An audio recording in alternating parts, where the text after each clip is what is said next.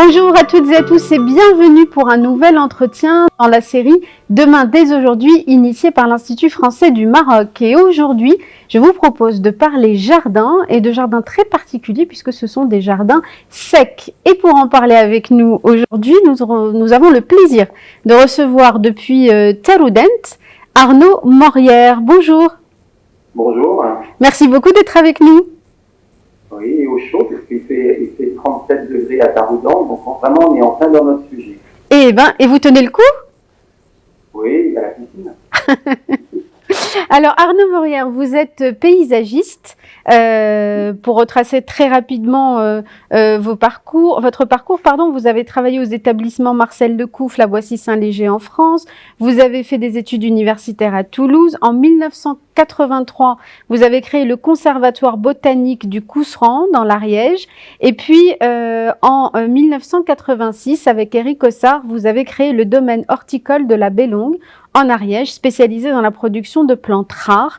Et en 1989, toujours avec Éric Ossard, vous vous êtes installé à Paris pour créer une agence de paysage et d'événementiel. Alors, est-ce que j'ai oublié des choses dans votre parcours? Sûrement, mais c'est le principal. Très bien. Alors, pour que notre auditoire puisse comprendre un peu votre lien avec le Maroc, est-ce que vous pouvez nous expliquer comment vous en êtes arrivé à travailler notamment dans cette région de Taroudant et votre lien aujourd'hui avec non seulement cette région, mais le Maroc?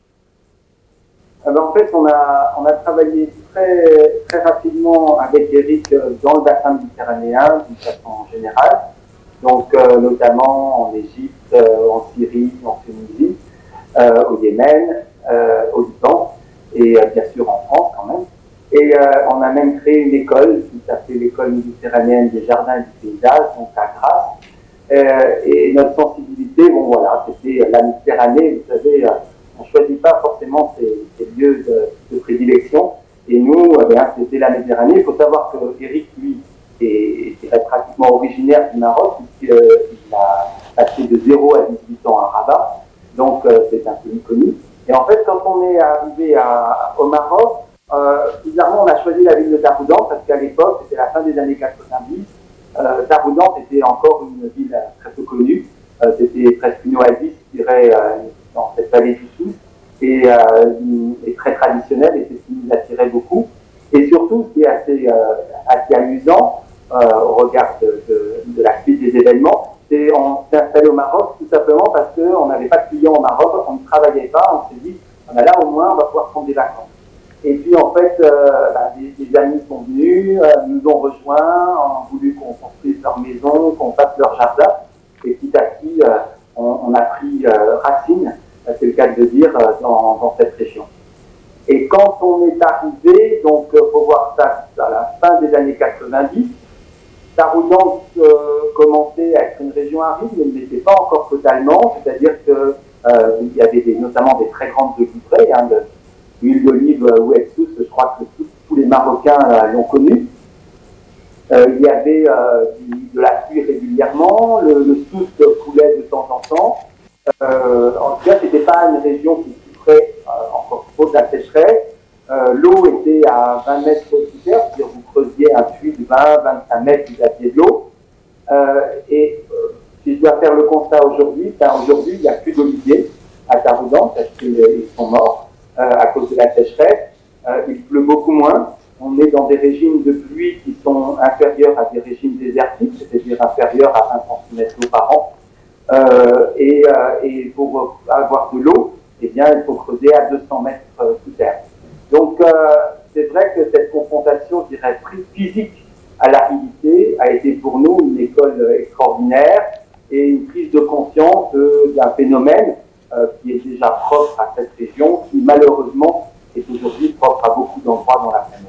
Alors, on va y venir tout à l'heure justement à la façon dont ces préoccupations liées à la raréfaction de l'eau vous ont conduit à faire cet éloge de l'aridité. C'est le titre de l'ouvrage que vous avez consacré au sujet. Mais concernant les travaux que vous faites, vous réalisez encore aujourd'hui des jardins au Maroc et je crois savoir que vous venez d'en réaliser un à Marrakech notamment.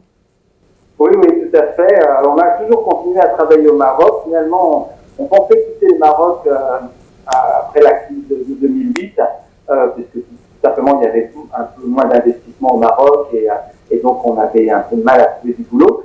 Et puis finalement c'est revenu assez rapidement et donc on est resté fidèle au pays et avec beaucoup de plaisir. Et à Marrakech notamment, on vient de réaliser pour le groupe Saint-Laurent en beauté, donc qui appartient au groupe L'Oréal, un jardin au pied de la chaîne montagneuse, dans la vallée de l'Ourika. C'est un jardin je dirais, très symptomatique de ce que recherchent aujourd'hui les maisons de luxe, c'est-à-dire qu'elles cherchent l'authenticité, la traçabilité des produits. Et donc on a fait un jardin qui est en fait une sorte d'oasis où on cultive des plantes, des fleurs notamment qui vont entrer dans la composition de nombreux cosmétiques. Et toutes ces plantes sont cultivées de façon très raisonnée, de façon totalement bio en termes de produits chimiques, c'est-à-dire qu'il n'y a pas un seul produit chimique qui est apporté dans le jardin. Et puis de sa façon aussi éthique, dans le sens où c'est une coopérative de femmes qui a été créée pour ce faire et qui récolte les fleurs. Il y a une équipe de 3 jardiniers à temps plein qui s'occupent de l'entretien général du jardin et une trentaine de femmes donc, qui viennent 3 fois par semaine ou parfois davantage pour s'occuper des cultures elles-mêmes. Et en fait, ce lieu qu'on a créé sert de vitrine finalement au savoir-faire du Saint-Laurent-Beauté pour inviter des représentants, inviter leurs propres parfumeurs, leurs propres salariés pour faire leur team building, etc.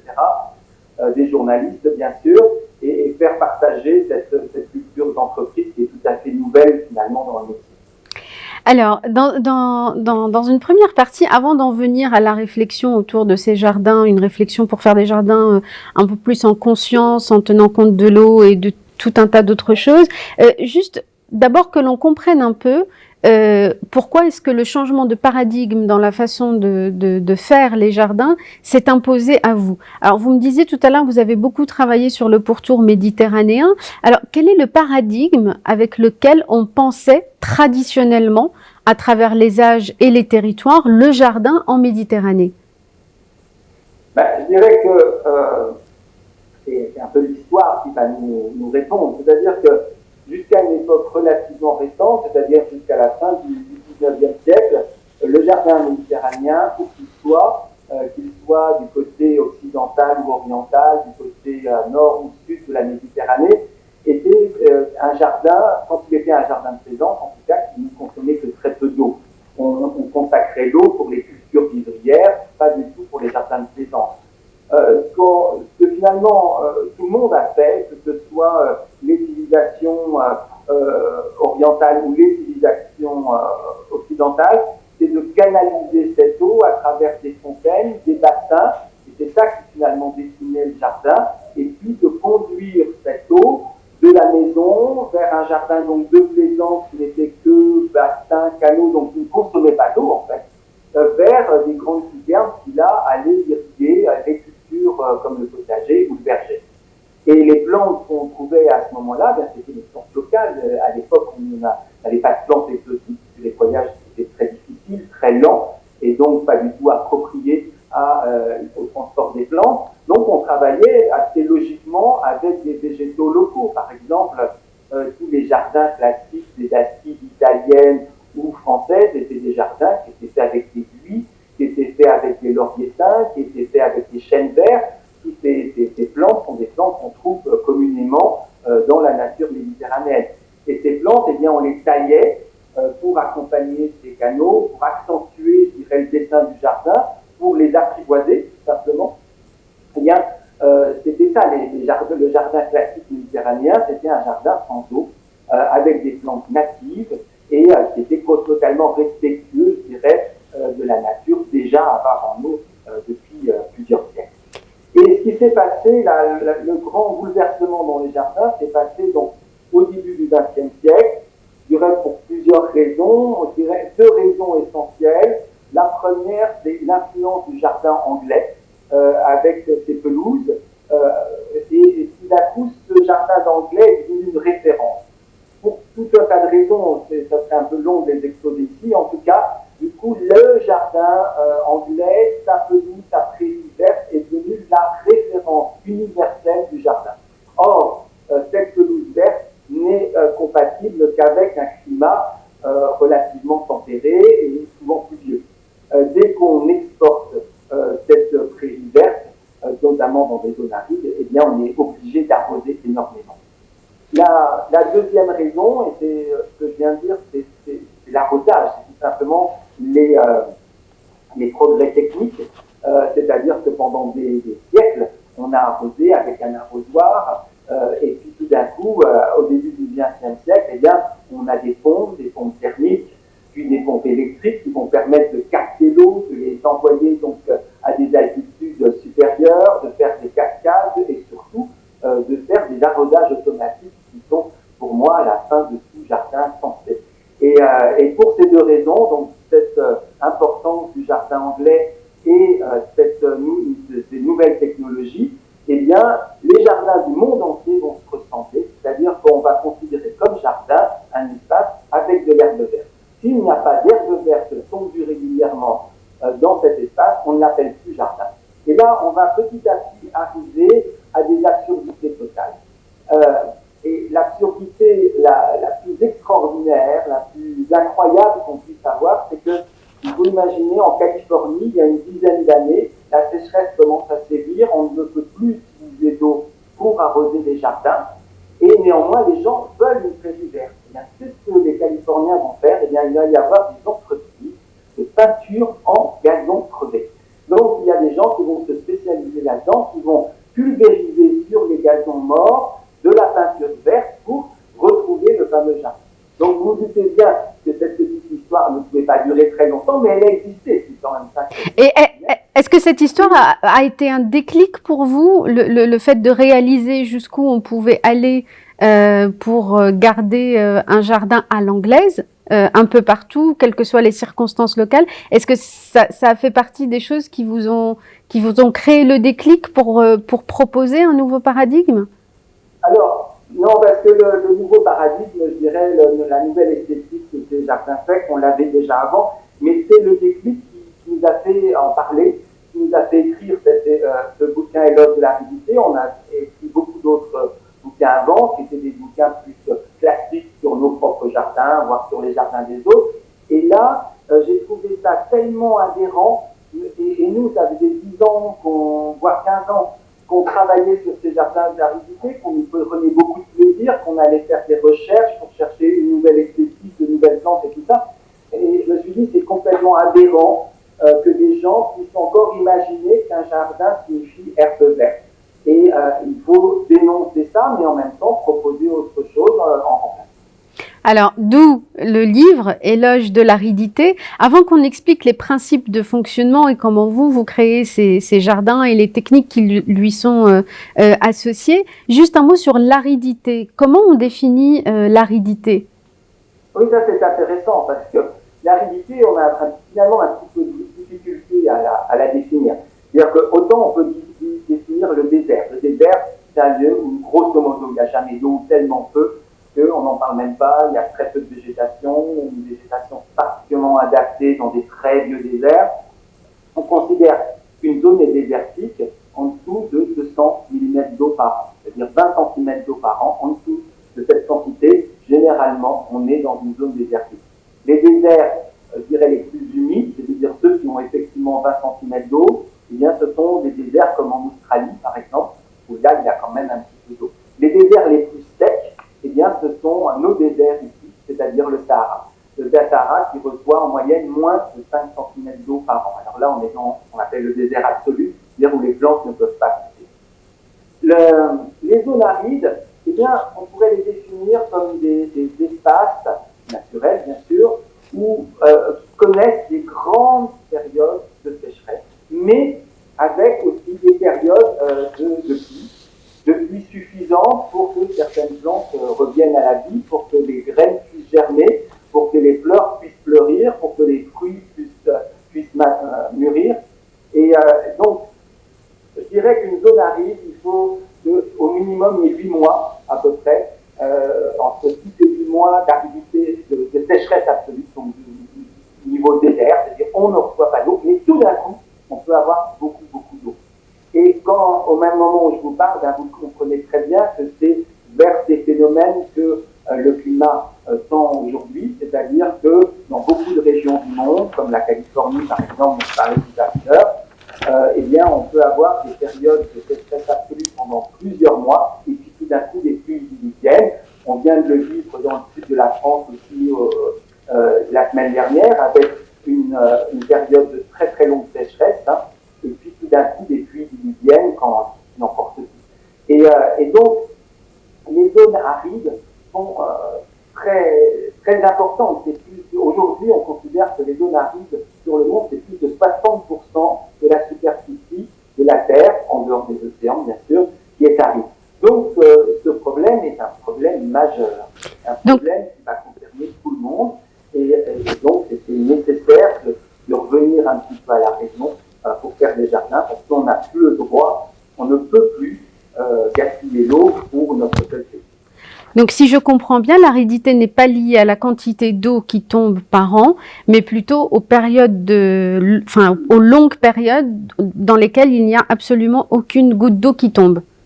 Absolument. Pareil, je vais vous donner un exemple très concret.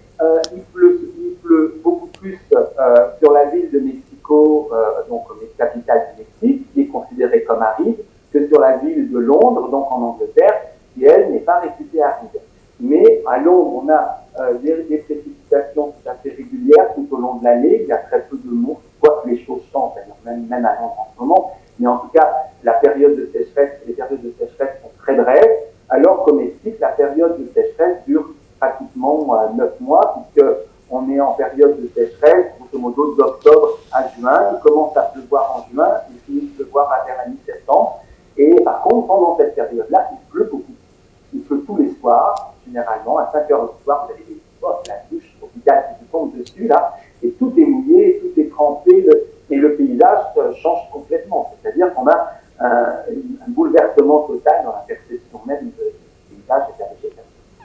Alors, vous avez donc commencé à réfléchir à cet éloge de l'aridité, à la façon de faire autrement. Vous êtes beaucoup aussi au Mexique, hein. Je crois que vous êtes installé entre le Maroc, la France et le Mexique surtout. Est-ce qu'il y a dans ces zones où on est obligé de composer avec l'aridité depuis très longtemps et où on n'a pas attendu le changement climatique pour tirer la sonnette d'alarme, est-ce qu'il y a des préceptes, est-ce qu'il y a des choses que vous avez vues et dont vous vous êtes inspiré? Alors, oui, on pourrait répondre en plusieurs heures, je dirais. Mais je dirais que dans les zones arides, assez traditionnellement, il y avait peu de jardins. On était dans certains, c'est qu'il y avait peu de gens qui habitaient aussi. Aujourd'hui, le fait que la population de la planète s'agrandit très très rapidement, de plus en plus de zones arides sont habitées. Et donc, à partir du moment où on habite les zones, eh ben, on a envie, pour en tout cas une certaine classe de population, d'avoir des jardins. Par contre, on va s'inspirer beaucoup, je dirais, de plusieurs choses. Premièrement, je dirais tout simplement de ce que je parlais de cette histoire des jardins méditerranéens, je dirais même des textes sacrés qui ont vraiment nourri toute notre culture méditerranéenne. Hein, ces fameuses religions du livre qui font quand même référence tout à la Genèse, et cette Genèse décrit le paradis comme étant donc une source qui se divise en 4 fleuves, donc fleuves plus ou moins symboliques dans certains textes, plus décrits dans d'autres textes, et qui vont irriguer donc de 4 parties dans lesquelles on va planter des plantes qui se produisent des odeurs, des parfums, du goût, etc. Et donc ce schéma, je dirais, du jardin de paradis qui est partagé par absolument tous les peuples de l'Inde jusqu'au Portugal, pour faire ces 2 extrémités, eh bien, c'est tout simplement le schéma d'irrigation des oasis. Et qui va être accentué, bien sûr, au fur et à mesure de l'agrandissement des oasis. Là, on parle de symboles dans cette Genèse et dans cette description du paradis. Il faut savoir que le jardin, l'origine même du jardin, c'est quelques versets de la Genèse.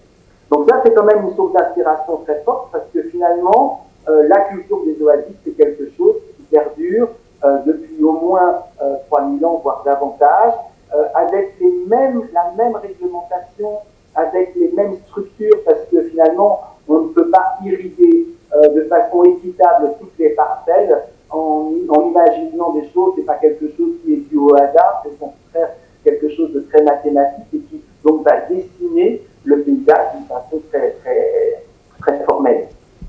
Donc, on a beaucoup voyagé dans les oasis, dans tous les pays que je vous ai cités tout à l'heure, puisqu'on a habité dans des pays de désert. Les oasis sont toujours des événements dans la vie. Quand on entre dans une oasis, c'est peut-être, en tout cas pour moi, les plus grandes émotions que j'ai ressenties, c'est effectivement de quitter des zones arides, des zones désertiques, et tout d'un coup, on entre dans quelque chose. Il y a cette notion de seuil, il y a cette notion de mur qui fait le jardin, c'est aussi la clôture. Hein. L'origine même du mot jardin, il faut la chercher dans cette dénomination de clôture. Et vous savez, quand on rentre dans une oasis, cette clôture en terre, très souvent, parfois en pierre, est un élément essentiel du ressenti qu'on peut avoir du jardin. Déjà, il y a une résonance des canaux, de l'eau qui circule dans les canaux, des chants d'oiseaux, du chant, du bruit des cultivateurs qui vont faucher le blé, qui vont labourer la terre. Tout ça, c'est un microcosme absolument extraordinaire et c'est ce microcosme qui, n'en doutons pas, a inspiré vraiment tous les textes sacrés et d'où son importance, même inconsciente, pour tous les jardiniers et pour tout le monde, tout simplement. Donc là, c'est une première, je dirais, inspiration qui est quand même essentielle pour nous, méditerranéens.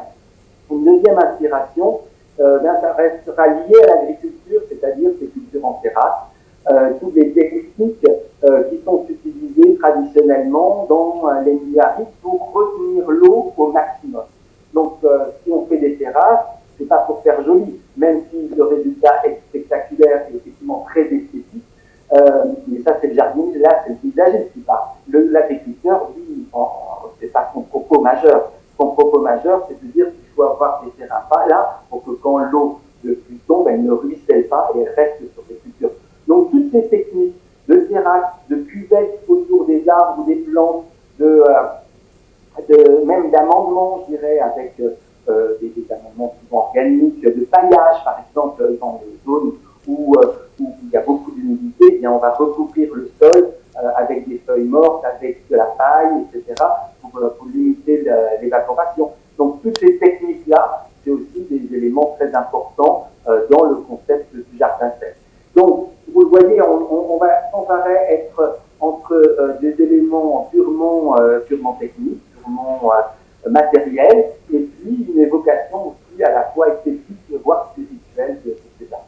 Alors, en quelques mots, vous venez déjà de nous donner pas mal d'éléments, mais quel est le changement clé, ou en tous les cas ce qui manifeste le plus le changement entre un jardin classique et un jardin aride? Est-ce que c'est l'organisation spatiale? Est-ce que c'est l'organisation autour de l'eau? Qu'est-ce qui crée vraiment une rupture? Outre la végétation, on va y venir après, à quel type de plantes, etc. Mais en termes simplement d'organisation spatiale, qu'est-ce qui constitue une rupture majeure? Alors, je vais encore résumer la chose, c'est-à-dire le fait de ne pas gaspiller l'eau et d'utiliser l'eau strictement pour les besoins d'irrigation des plantes qui sont importantes dans le jardin, va créer un changement, c'est-à-dire que tout d'un coup, à la place d'avoir des prairies vertes, on n'a plus de prairies vertes. C'est-à-dire que les prairies vertes disparaissent. Je crois que c'est la première chose dont on peut parler, c'est la disparition totale du gazon.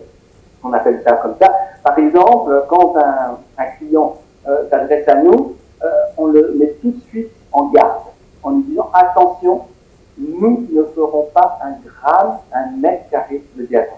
Je vais vous donner là encore un exemple assez concret. Il y a quelques années, on est appelé par un hôtel à Agadir qui s'appelle le Riad de la Blanche, pour ne pas le cacher, et qui a une piscine au milieu d'une prairie. Voilà. Et on est au bord, pas très très loin de la mer, et Et autant l'architecture, le brigade est extraordinaire, c'est un relais château, et ils ont de plus en plus de critiques sur TripAdvisor et tous ces réseaux en disant oh, la maison ça va, mais le jardin c'est vraiment pas possible. Tout simplement parce que quand on a une piscine et un gazon, même s'il fait 1000 mètres carrés, mais s'il y a tous les jours à peu près 150 personnes qui foulent ce gazon forcément il est moche. Et donc, elle nous contacte en nous disant, ben voilà, il faut refaire mon jardin. Et je dis, la première chose qu'il faut savoir, c'est qu'il n'y aura pas de verre, il n'y aura pas de gazon. Ah, mais c'est pas possible, tous les clients attendent un gazon. Non, les clients n'attendent pas du tout le gazon. D'ailleurs, ils vous en font la rapproche du gazon, parce qu'il est toujours pourri, et de toute façon, à moins de mettre un gazon synthétique, vous ne pourrez pas le faire. Donc, on va chercher d'autres astuces. Et l'astuce, tout simplement, c'est le minéral, c'est-à-dire que si c'est un jardin, c'est pas uniquement le gazon, c'est aussi des cours en gravier, ça peut être des terrasses en pierre, des coursives ou des allées couvertes de terre cuite, et de redonner le poids du minéral dans le jardin qui n'est pas que végétal.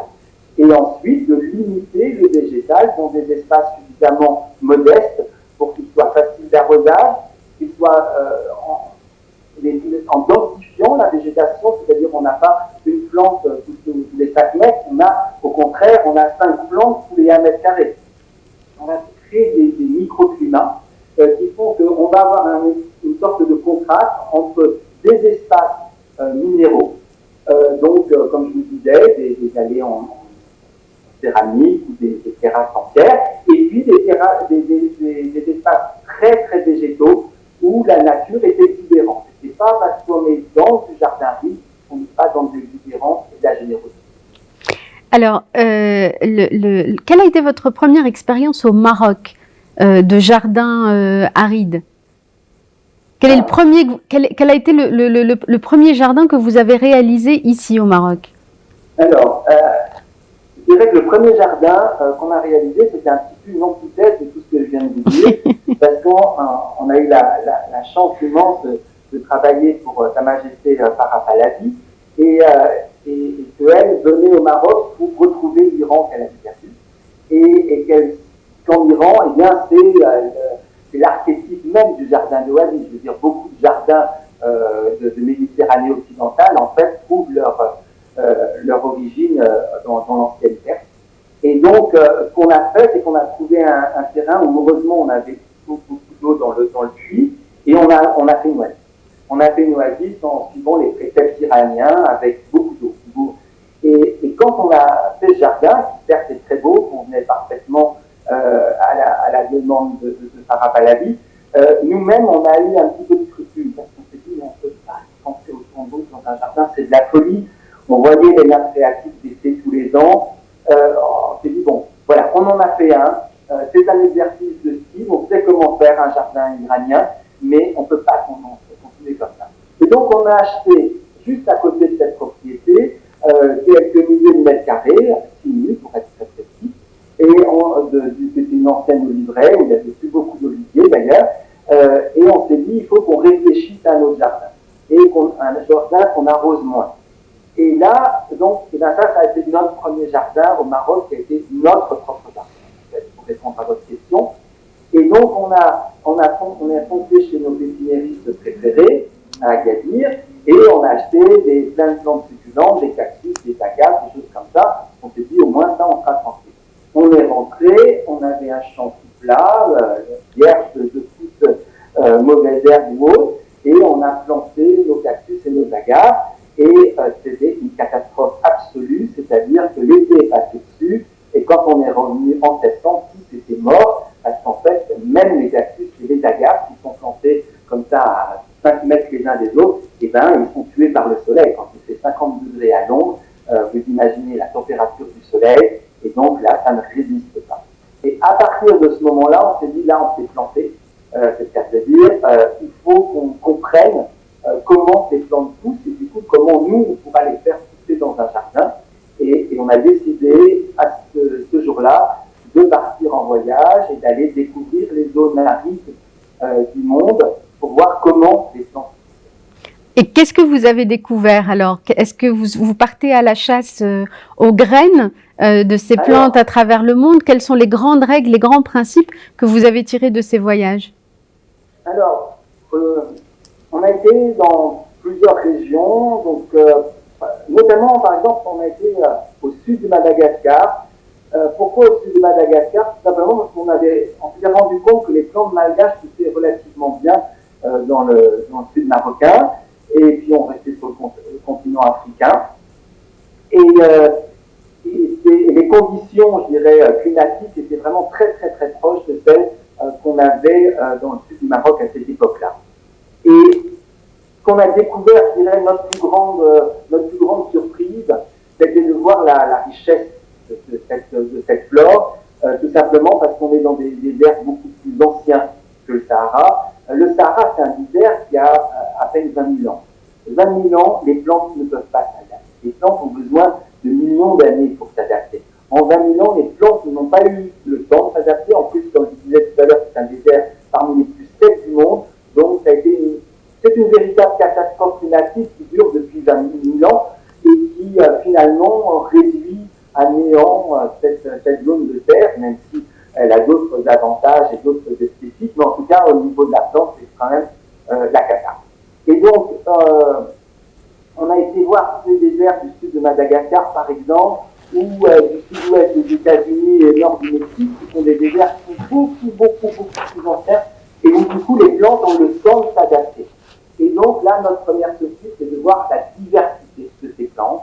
La diversité, non seulement en termes de nombre d'espèces, de bio, ce qu'on appelle assez communément la biodiversité, mais aussi en termes, là je parle en termes esthétiques, je parle comme un paysagiste, c'est-à-dire avec des plantes qui avaient des formes, des couleurs complètement inhabituelles, des graphismes. Alors tout le monde pense aux cactés, oui, déjà pensons aux cactés. Les cactés, c'est quand même, on a parfois l'impression qu'elles viennent de la planète Mars, quoi. Ça n'a rien à voir avec ce qu'on a dans les forêts de Fontainebleau autour de Paris, par exemple. On est dans quelque chose qui est presque, on se demande même si c'est du végétal, on se dit c'est pas possible, il y a un petit côté animal là-dedans. Eh bien, on s'est rendu compte que la diversité, je dirais, graphique de couleurs de ces plantes est infiniment plus riche, bizarrement, que dans la flore tempérée qui, grosso modo, a toujours une tige, des feuilles, des petites fleurs au bout de la tige, et puis voilà. Là, on est quand même dans des choses beaucoup plus incroyables.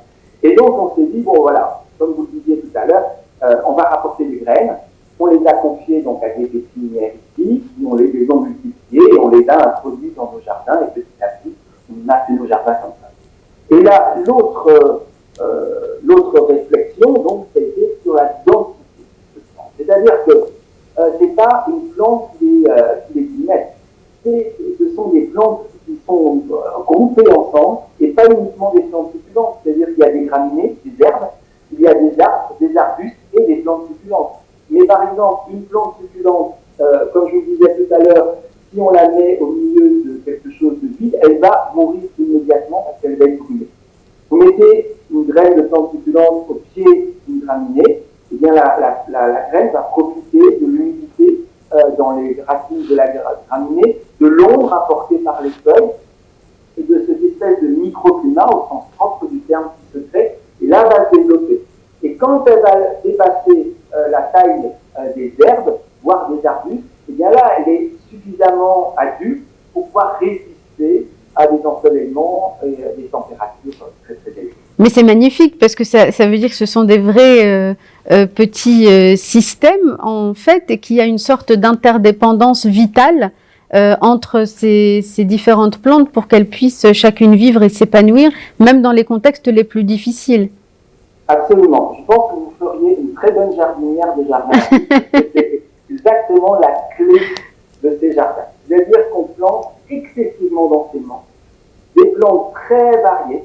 C'est-à-dire que quand on plante un jardin, on peut planter jusqu'à 300 espèces différentes dans le même jardin. On plante des plantes, comme je disais. En fait, le principe, c'est de dire que dans le jardin, on va redonner à la plante l'emplacement qu'elle a dans la nature. Et à ce moment-là, on est sûr que ça marche.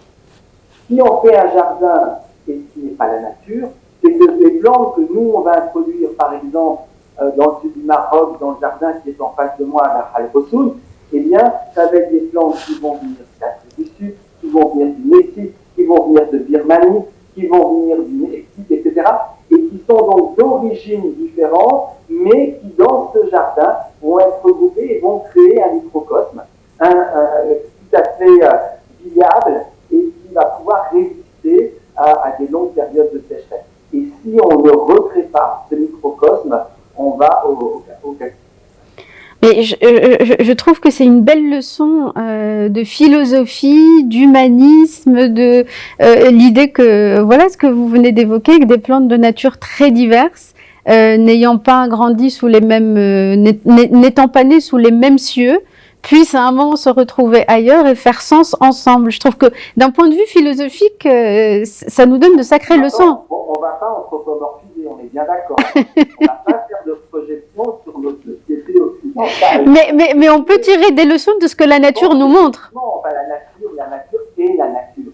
Et qu'elle soit animale, végétale, ça est complètement lié. Et ce qu'on peut constater à un endroit, eh bien souvent, on peut souvent le généraliser. Alors, du coup, avec tout ce que vous venez de nous dire, d'identifier les graines, de les planter, de créer des écosystèmes, il faut combien de temps pour créer et réussir un jardin aride? Alors, oui, je dirais qu'il ne faut pas plus ni moins de temps pour réussir un jardin aride que tout autre jardin. Nous, entre le moment de la plantation et le moment qu'on appelle la première émotion dans un jardin, il faut toujours compter au moins 3 ans pour que ça commence à ressembler à quelque chose, que ça crée un paysage, que le paysage soit perceptible. Ensuite, on peut dire qu'au bout de 5 ans, on a vraiment le jardin qu'on avait dessiné.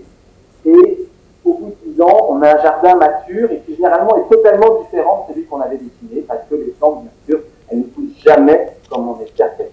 Donc, en 3 ans, déjà, on a un très très bon aperçu. Et ce qui est toujours étonnant, comme on fait quand même beaucoup de jardins de ce type-là, c'est l'intérêt que les clients prennent à faire ces jardins. C'est-à-dire qu'il d'un coup, d'abord, s'ils nous demandent de les faire, c'est que généralement, ils ont une petite conscience de cette aridité, de ce qu'il faut, je dirais, de faire quelque chose d'autre.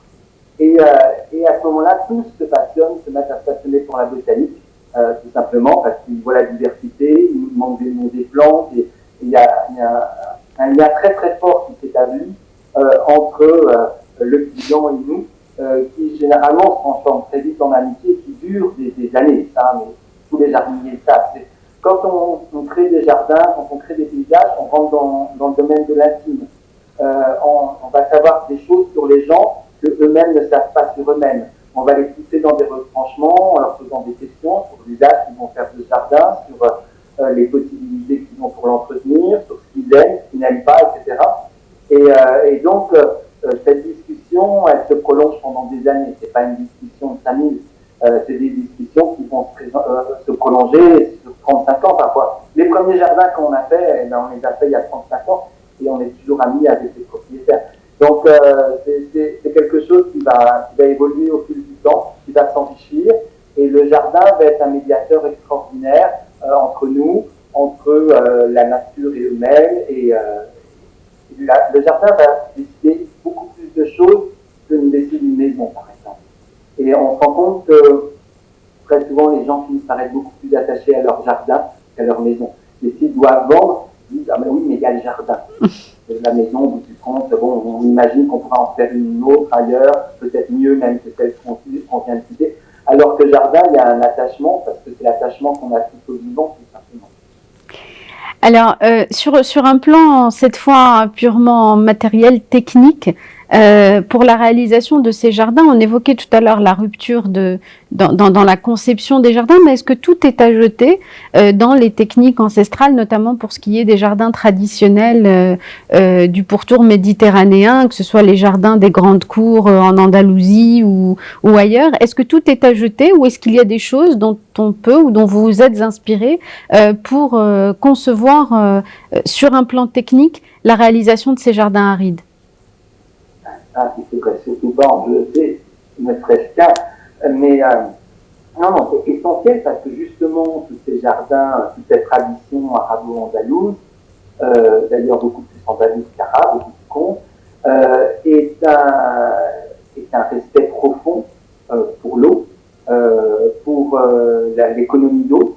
Si vous visitez les jardins de Grenade, que ce soit ceux de l'Alhambra ou des petits jardins du Partal ou de l'Albacine qui est en face, eh bien, vous allez voir quoi? Vous allez voir des cyprès, vous allez voir des oliviers, vous allez voir des myrtes, vous allez voir des plantes qui n'ont absolument pas besoin d'eau pour vivre.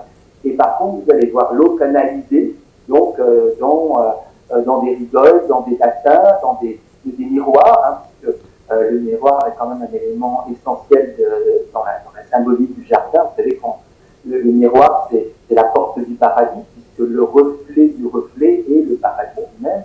Donc, tous ces éléments-là respectent profondément l'eau en tant que symbole, bien sûr, mais aussi en tant que nutrient des plantes et des hommes.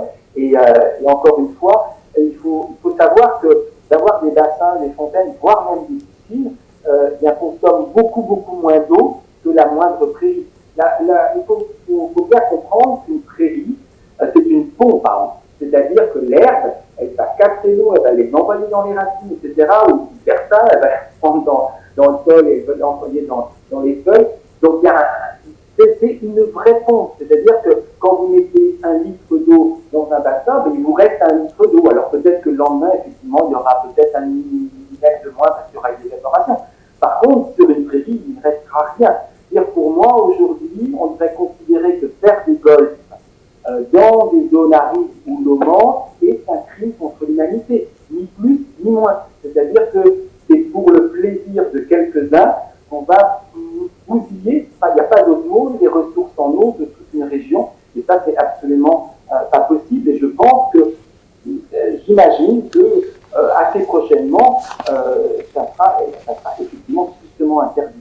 Donc bien sûr s'inspirer de l'histoire, bien sûr s'inspirer de ces jardins relativement formels finalement, puisque on était dans des jardins relativement stricts, on était aussi, il faut le rappeler, dans des architectures centrées, c'est-à-dire qu'on est dans un jardin de type patio, les bâtiments ont entouré le jardin, on n'est pas du tout dans le jardin à la française, par exemple, jardin occidental, où au contraire, le bâtiment est au milieu du jardin. Donc le fait d'être dans un jardin centré, bien sûr, oblige naturellement à avoir une structure assez bien définie qui suit celle de l'architecture, et c'est un élément essentiel, je dirais même pour définir le jardin contemporain qui pour moi est une fusion entre l'architecture et le jardin. La deuxième chose, et alors là où on quitte totalement l'histoire et les modèles de jardin traditionnels, eh bien c'est la diversité végétale qu'on a à notre disposition aujourd'hui, qu'on n'avait absolument pas avant, et qui permettent donc d'inventer une nouvelle esthétique, et c'est ce vers quoi nous, à titre personnel, je dirais, Eric et moi-même tendons, c'est-à-dire de proposer des jardins très vastes qui reproduisent, je dirais, des milieux d'apparence naturelle, mais qui sont totalement artificiels dans leur conception, mais qui donnent la possibilité d'avoir des jardins beaucoup, beaucoup plus vastes.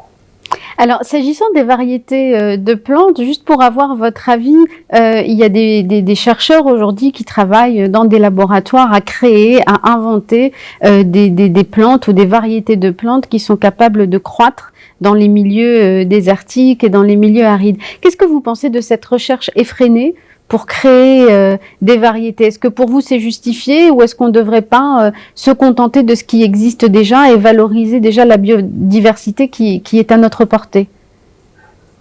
Je dirais que l'un n'empêche pas l'autre. C'est-à-dire que préserver la biodiversité, c'est quelque chose d'absolument indispensable. Ça, c'est fondamental. D'utiliser les sélections qui ont été faites autrefois, que ce soit de blé, par exemple, d'orge, qui pouvaient pousser dans des climats très arides, qui ont disparu à cause de l'agriculture telle qu'on la pratique aujourd'hui, de retrouver ces variétés anciennes, d'essayer de les améliorer. Ça, c'est quelque chose d'indispensable. Mais je crois que la recherche aussi est indispensable pour aller plus loin, parce qu'on est amené à être sur une planète, on sera de plus en plus nombreux, avec des problèmes d'eau récurrents, et que le génie de l'homme peut aider à s'adapter, et qu'on peut à la fois respecter le passé, le préserver, et à la fois aller vers l'avenir. Pour moi, il n'y a absolument aucune antinomie entre les deux.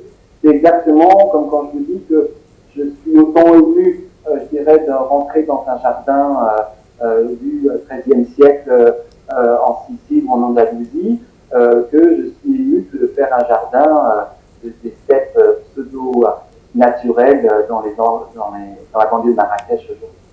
Alors, vous avez évoqué tout à l'heure la réaction parfois des clients par rapport à ce que vous pouvez proposer. Quelle est la réaction des gens qui travaillent avec vous, notamment par exemple dans la région où vous êtes, à Tsaroudant? J'imagine que ce sont des personnes qui sont déjà très sensibilisées à la rareté de l'eau. Je rappelle que par exemple aujourd'hui au Maroc, à la période actuelle, le taux de remplissage des barrages, par exemple, ne dépasse pas les 33%. Donc le stress hydrique est vraiment une réalité très forte. Donc comment réagissent les gens avec qui vous travaillez, les jardiniers, les personnes qui font vivre ces jardins? Est-ce qu'ils ont conscience, au Maroc, mais aussi ailleurs, de l'impérieuse nécessité de penser l'eau autrement? Alors là, je pense qu'on touche vraiment du doigt le problème actuel, qui est que pendant des années, on nous a dit on va droit dans le mur. Moi, je pense qu'on est dans le mur aujourd'hui. Et dans le sud du Maroc, encore plus qu'ailleurs, c'est qu'indépendamment des changements climatiques globaux sur la planète, ici on est dans la zone d'extension naturelle du Sahara, qui est un désert qui s'étend depuis déjà 20 000 ans, et que ce qui se passe aujourd'hui est quelque chose de connu. Et je dirais que même s'il n'y avait pas d'activité humaine polluante ou perturbante pour le climat, de toute façon, on serait dans des zones de désertification majeure. Aujourd'hui, ici, c'est pas 33% qu'il y a dans les barrages, c'est 0%. Les barrages sont absolument vides. Celui qui est au-dessus d'Agadir, celui qui est au-dessus de Tarazout, etc. Si on était 33%, on serait encore content. Là, il n'y en a plus. Là, la semaine dernière, je suis monté dans la montagne. On a un jardin d'essai, une petite maison à 500 mètres d'altitude au-dessus de Tarazout. Et pour la première fois en plus de 20 ans, eh bien, j'ai vu les oliveraies avec les feuilles sèches. Donc, qui était de l'ordre du peut-être ou est-ce qu'il faut s'en rendre compte, mais aujourd'hui, de l'ordre de l'évidence. Donc, tout le monde s'en rend compte. Tout le monde a pris conscience qu'il fallait changer de façon de faire. Et il faudrait le vrai changement qui changerait quelque chose, au moins au niveau de tous, c'est que l'agriculture en prenne conscience. Or, l'agriculture n'en prend absolument pas conscience. On continue à faire des bananes poussières, à faire du maïs ici pour nourrir des vaches, puisqu'on est quand même le plus grand éleveur de vaches d'Afrique, il faut le savoir, avec la COPAC, qui est la plus grande coopérative laitière d'Afrique du Nord. Et donc, les gens nourrissent avec des ensilages de maïs. On est dans l'aberration totale, dans l'absurdité, et je dirais là encore une fois dans le crime. C'est-à-dire de ne pas revaloriser les cultures, de ne pas changer, transformer ces cultures, c'est qu'on n'a rien compris. Alors c'est sûr que c'est bien si on en prend conscience dans les jardins, mais les jardins c'est infime, c'est rien, l'eau elle est goûtée dans l'agriculture, pas ni dans les maisons, ni dans les jardins, ni même dans les piscines, elle est absorbée dans les golfs quand il y en a, heureusement on n'en a pas à dedans, mais essentiellement dans l'agriculture. Et les clients aujourd'hui ne se posent absolument plus de questions. C'est-à-dire pour eux, petit à petit, l'après-vie est quelque chose de banni. Par exemple, on a commencé, quand on a vendu le jardin dans lequel je suis aujourd'hui, on avait fait une toute petite prairie qui faisait 10 mètres par 10 mètres, donc 100 mètres carrés, qui était à côté de la piscine en se disant, allez, on ferme ça, parce que c'est bien d'avoir de l'herbe verte. Dire une des premières choses que le propriétaire nous a dit, on nous dit non, on ne peut pas faire ça. Il faut qu'on change et hop, on a fait une terrasse entière. Et là, encore ces derniers jours, j'étais avec des clients et des amis pour qui on a fait des jardins il y a longtemps. On avait fait des vergers, on s'était permis tous les vergers de mettre un peu d'herbe en disant de toute façon, quand on arrose les arbres fruitiers, on peut arroser l'air. Maintenant, là, on en est à planter d'autres types de graminées qui peuvent supporter des grandes sécheresses, et on enlève l'air d'équipement de fertilisation. Ça, c'est évident, et c'est vrai que le sud du Maroc devrait devenir un merveilleux laboratoire pour ce type de jardin, et j'aimerais que ce soit un laboratoire aussi pour l'agriculture. Malheureusement, ça en est loin.